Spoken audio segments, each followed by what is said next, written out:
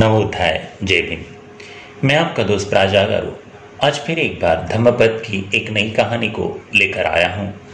लेकिन इस कहानी की शुरुआत करूं इससे पहले आप इस चैनल को लाइक कीजिए, सब्सक्राइब कीजिए और हाँ, शेयर करना ना भूलिए। तो चलिए सुनते हैं चुल्ल पंथक की कथा। अपना द्वीप स्वयं बने। अत्तदी भव गाथा। उत्थानेन प्रमादेन संयमेन दमेन च दीपकैराथ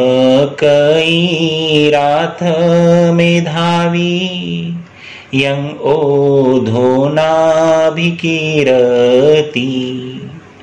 अर्थात बुद्धिमान व्यक्ति उद्योग, अप्रमाद, संयम और इंद्रियों के दमन द्वारा अपने लिए ऐसा द्वीप बना लिए जिससे बाढ़ डुबा न सके। कथा चुल्ल पंथक की अपना द्वीप स्वयं बने। मगध में एक धनी श्रेष्ठी था। उसके दो प्रपौत्र के महापंथक और चुल्ल पंथक थे। श्रेष्ठी जब कभी बाहर जाता तो महापंथक को साथ ले जाता। इस प्रकार महापंथक बुद्ध से धर्म श्रवण का अवसर भी मिलता था। बड़ा होने पर उसने प्रवज्ञा ले ली। उसके साथ उसका छोटा भाई चुल्ल पंथक भी प्रवज्जित हो गया। महापंथक परिश्रमी, मेधावी और बुद्धिमान था। दूसरी ओर उसका छोटा भाई आलसी, मंदबुद्धि और कम स्मरण शक्ति वाला था।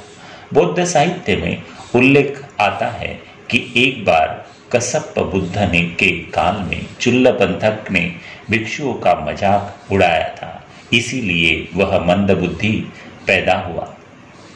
दोनों भिक्षु राजगृह के वेणुवन में विहार करते थे। चुल्ल पंथक 4 महीने में एक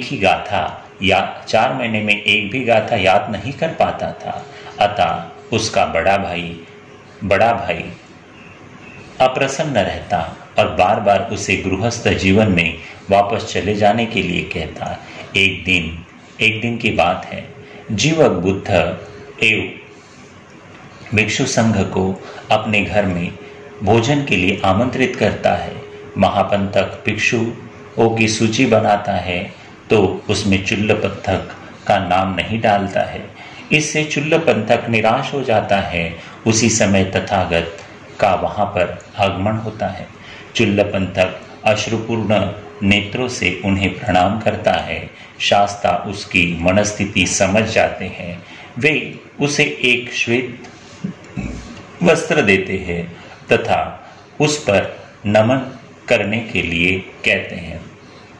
तथागत भिक्षुओं के साथ प्रस्थान कर जाते हैं। चुल्ल पंथक विहार में ही रुककर शास्ता के निर्देशानुसार उस श्वेत वस्त्र पर मनन करता है। उसे रगड़ता है तो देखता है कि वह वस्त्र कड़ा और मैला हो गया। उसे भान होता है कि सभी चीजें क्षणभंगुर हैं। उसे यह भी अनुभूति होती है कि मन के 3 प्रकार के मैल होते हैं, राग, द्वेष और मोह। उसने आर्य सत्य पर भी चिंतन किया और इस प्रकार वह आहत हो गया। जीवक के घर भोजन के बाद धर्म का अनुमोदन होना है।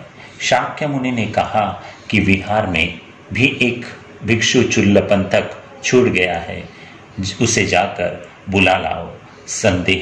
संदेशवाहक जाता है और लौटकर सूचित करता है कि वहां तो एक जैसे 1000 भिक्षु हैं।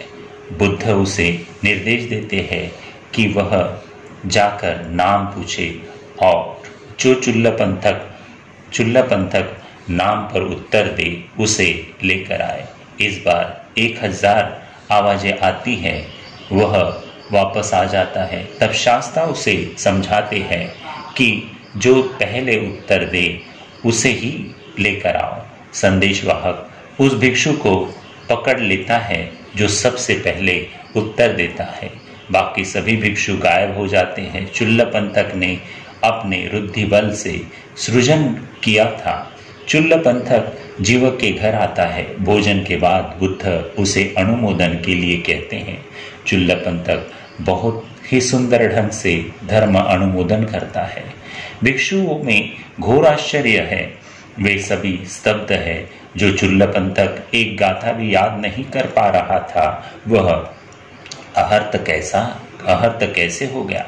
शास्ता ने भिक्षुओं की जिज्ञासा शांत करते हुए समझाया, इंसान को चाहिए कि वह उत्साहित होकर अप्रमाद, संयम और दम में अपने आप को ऊपर उठा ले, जिसको किसी प्रकार की बाढ़ प्रभावित न कर सके। इस प्रकार मेधावी पुरुष को उद्योग, अप्रमाद, संयम और दम द्वारा एक ऐसा द्वीप बना लेना चाहिए जिसे कोई बाढ़ भी डुबा न सके।